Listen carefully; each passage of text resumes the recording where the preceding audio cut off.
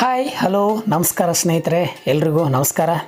ನಮ್ಮ YouTube channel MD ಹ್ಯಾಪಿಗೆ ಸ್ವಾಗತ.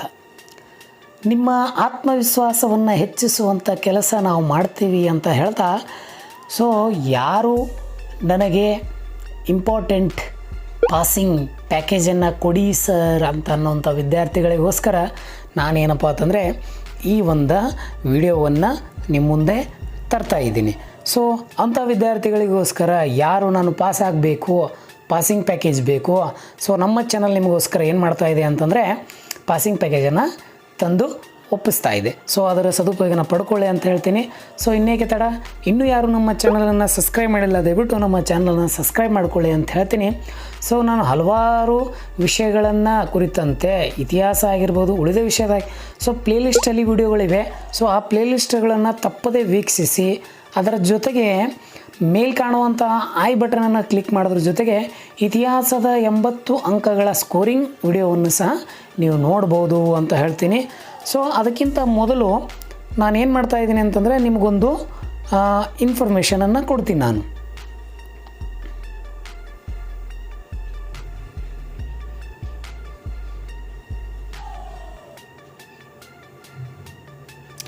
ಏನು ಇನ್ಫಾರ್ಮೇಷನ್ ಅಂತೀರಾ, ಸೂಚನೆಗಳನ್ನು ಗಮನಿಸಿ. ಭೌತಶಾಸ್ತ್ರ, ರಸಾಯನಶಾಸ್ತ್ರ, ಜೀವಶಾಸ್ತ್ರ, ವಿದ್ಯುನ್ಮಾನಶಾಸ್ತ್ರ, ಎಲೆಕ್ಟ್ರಾನಿಕ್, ಗಣಕ ವಿಜ್ಞಾನ, ಗೃಹ ವಿಜ್ಞಾನ, ಕರ್ನಾಟಕ ಸಂಗೀತ, ಹಿಂದೂಸ್ತಾನಿ ಸಂಗೀತ, ಈ ಎಲ್ಲ ವಿಷಯಗಳನ್ನು ಗಮನಿಸಿದಾಗ ಇವಕ್ಕೆ ಆಂತರಿಕ ಮೌಲ್ಯಮಾಪನ ಇರೋದಿಲ್ಲ ಅಂತೇಳಿ ಮಂಡಳಿ ಹೇಳ್ತದೆ. ಯಥಾಸ್ಥಿತಿಯಲ್ಲಿ ಮುಂದುವರಿಸಲಾಗ್ತದೆ. ಆದರೆ ಉಳಿದೆಲ್ಲ ಭಾಷಾ ಹಾಗೂ ಮತ್ತು ಕೋರ್ ವಿಷಯಗಳಲ್ಲಿ 20 ಅಂಕಗಳು ಆಂತರಿಕ ಮೌಲ್ಯಮಾಪನ ನಿಗದಿಪಡಿಸಲಾಗ್ತದೆ. ಪ್ರಸ್ತುತ ಅನುಸರಿಸುತ್ತಿರುವ ಕಿರು ಪರೀಕ್ಷೆಗಳಲ್ಲಿ 40 ಅಂಕಗಳಿಗೆ, ಮಧ್ಯವಾರ್ಷಿಕ ಪರೀಕ್ಷೆಯಲ್ಲಿ 80 ಅಂಕಗಳನ್ನು ನಡೆಸುವುದು. ನಾನೇನು ಹೇಳ್ತಾ ಇದ್ದೀನಿ ಅಂತಂದರೆ, ವಾರ್ಷಿಕ ಪರೀಕ್ಷೆಯಲ್ಲಿ 80 ಅಂಕಗಳೇನು ಪ್ರಶ್ನೆ ಪತ್ರಿಕೆಯಲ್ಲಿ ಬರ್ತಾವಲ್ಲ, ವಿದ್ಯಾರ್ಥಿಗಳು ಕನಿಷ್ಠ 24 ಅಂಕಗಳನ್ನು ಕಡ್ಡಾಯವಾಗಿ ತೆಗೆದುಕೊಳ್ಬೇಕು. ಇಲ್ಲಾಂತಂದರೆ ಉತ್ತೀರ್ಣ ಆಗ್ಲಿಕ್ಕೆ ಸಾಧ್ಯ ಇಲ್ಲ. ಅಲ್ಲಿ ಕೊಟ್ಟಿದ್ದಾರೆ ನೋಡಿ, 80 ಅಂಕಗಳ ವಾರ್ಷಿಕ ಪ್ರಶ್ನೆ ಪತ್ರಿಕೆ ಉತ್ತರಿಸುವಲ್ಲಿ ವಿದ್ಯಾರ್ಥಿಗಳು ಕನಿಷ್ಠ ಏನು ಮಾಡಬೇಕು ಅಂತಂದರೆ 24 ಅಂಕಗಳನ್ನು ತೆಗೆದುಕೊಳ್ಳಬೇಕು. ಒಂದು ವೇಳೆ ವಿದ್ಯಾರ್ಥಿಗಳು 1 ಅಥವಾ 2 ಕಿರು ಪರೀಕ್ಷೆಗಳು, ಮಧ್ಯವಾರ್ಷಿಕ ಪರೀಕ್ಷೆ ಯಾವುದಾದ್ರೂ ಒಂದು ಗೈರು ಹಾಜರಿದ್ದರೆ ಉಳಿದ 2 ಪರೀಕ್ಷೆಗಳಲ್ಲಿ ಗಳಿಸುವ ಅಂಕಗಳನ್ನು 10 ಅಂಕಗಳಿಗೆ ಪರಿಶೀಲಿಸಿ ಸರಾಸರಿ ತೆಗೆದುಕೊಳ್ಳಲಾಗುವುದು. ಸೊ ಈ ಇನ್ಫಾರ್ಮೇಷನ್ ಯಾಕೆ ಕೊಡ್ತಾ ಇದ್ದೀನಿ ಅಂತಂದರೆ, ನಿಮಗೆ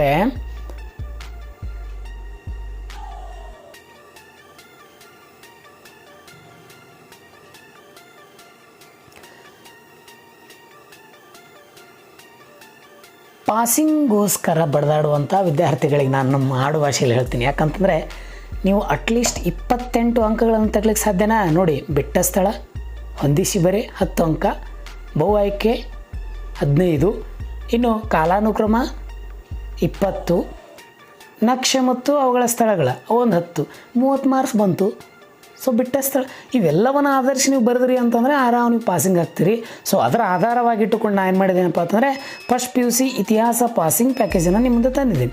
ಸೊ ಯಾವೆಲ್ಲ ಪದಗಳು ಬಂದಿವೆ ಅಂಥೇಳಿ ಗಮನಿಸೋತಾ ಹೋಗಿ. ಹಿಸ್ಟರಿ ಪದ ಅರ್ಥ, ಇತಿಹಾಸದ ಪಿತಾಮಹ ಯಾರು, ಮತ್ತು ಹೆರೋಡಸ್ ಕೃತಿ ಯಾವುದು, ಸಿಟಿ ಆಫ್ ಗಾಡ್ ಕೃತಿಯನ್ನು ಬರೆದವ್ರು ಯಾರು, ಕಾಲ್ಮಾರ್ಕ್ಸ್ ಯಾವ ದೇಶದವನು, ಅವನ ಹೇಳಿಕೆ ಏನು, ಅರ್ನಾಲ್ಡ್ ಟೈಬಿ ಯಾರು ಮತ್ತು ಅವನ ಕೃತಿ ಯಾವುದು, ಅದ್ರ ಜೊತೆ ಇತಿಹಾಸಕ್ಕೆ ಜವಾಹರ್ಲಾಲ್ ನೆಹರು ನುಡಿದಂಥ ಹೇಳಿಕೆ ಯಾವುದು, ಹ್ಯೂಮನ್ ಪದ ಯಾವ ಭಾಷೆಯಿಂದ ಬಂದಿದೆ, ಭೂಮಿ ಯಾವಾಗ ಉಗಮ ಆಯಿತು, ಅದರ ಜೊತೆಗೆ ಯಾವ ನದಿ ದಡದ ಮೇಲೆ ಈಜಿಪ್ಟ್ ನಾಗರಿಕತೆ ಬೆಳೆಯಿತು.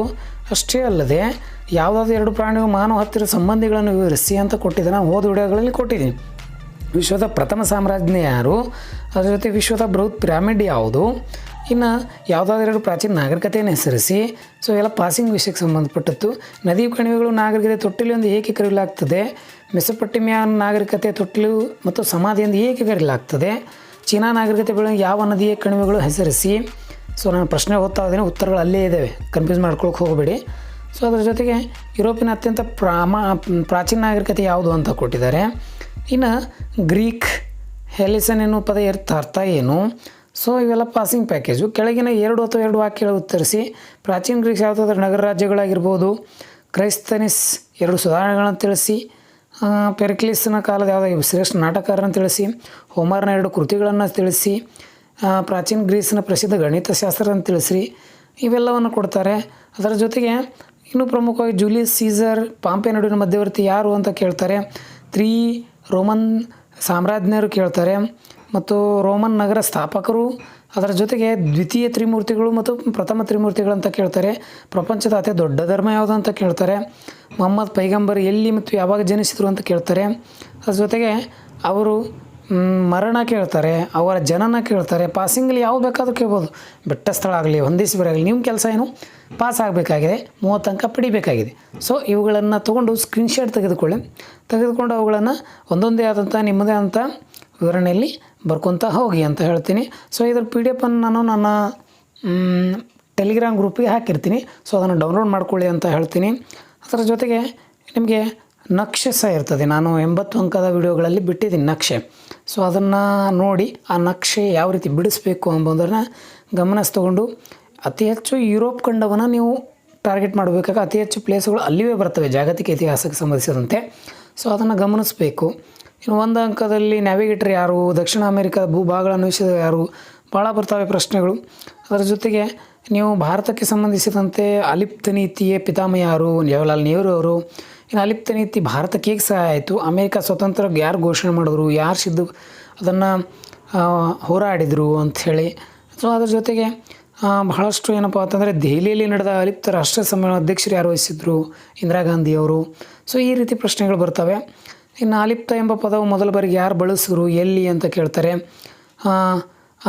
ಬಾಡುಂಗ ಸಮ್ಮೇಳನ ನಾಯಕರು ಯಾರು, ಅದ್ರ ಜೊತೆ ಅಲಿಪ್ತ ಚಳವಳಿ ಯಾವ ಸ್ಥಳದಲ್ಲಿ ಆರಂಭಿಸೋದು, ಯಾವಾಗ ಅಂತ ಕೇಳ್ತಾರೆ. ಅದರ ಜೊತೆಗೆ ಪ್ರಮುಖವಾಗಿ ನಾನು ಇಲ್ಲಿ ಕಾಲಾನುಕ್ರಮಗಳನ್ನು ಕೊಟ್ಟಿದ್ದೀನಿ. ಸೊ ಆ ಕಾಲಾನುಕ್ರಮಗಳು ಏನದಾವು, ಭೂಮಿ ಉಗಮ, ಈಜಿಪ್ಟ್ ನಾಗರಿಕತೆ, ಹಮ್ಮೂರಬಿ, ಗೀಜಾ ಪಿರಮಿಡ್, ಮೊದಲ ಒಲಿಂಪಿಕ್ಸ್, ರೋಮನ್ ನಗರ ಸ್ಥಾಪನೆ, ಲಾವೋತ್ಸೆ, ಕನ್ಫ್ಯೂಸಿಯಸ್, ರೋಮನ್ ಇವೆಲ್ಲವನ್ನು ಕಾಲಾನುಕ್ರಮ ಅಂತಂದರೆ ನೀವು ಡೇಟ್ಗಳನ್ನು ಆಧಾರವಾಗಿಟ್ಟುಕೊಂಡು ಅವುಗಳನ್ನು ನೋಡಬೇಕು. ಅದರ ಜೊತೆಗೆ ರಷ್ಯಾ ಕ್ರಾಂತಿ, ರಕ್ತಸಿಕ್ತ, ರವಿವಾರ, ಹೊಸ ಆರ್ಥಿಕ ನೀತಿಗಳನ್ನು ಕೊಟ್ಟಿದ್ದಾರೆ. ಇನ್ನು ಹೊಂದಿಸಿ ಬರೆಯಲಿ ಹೆರೋಡೋಟಸ್, ಸಂತ ಅಗಸ್ಟಿನ್, ಕಾಲ್ಮಾರ್ಕ್ಸ್. ಅತಿ ಹೆಚ್ಚು ನಿಮಗೆ 1, 4 ಅಧ್ಯಾಯ, 10 ಅಧ್ಯಾಯ ಮತ್ತು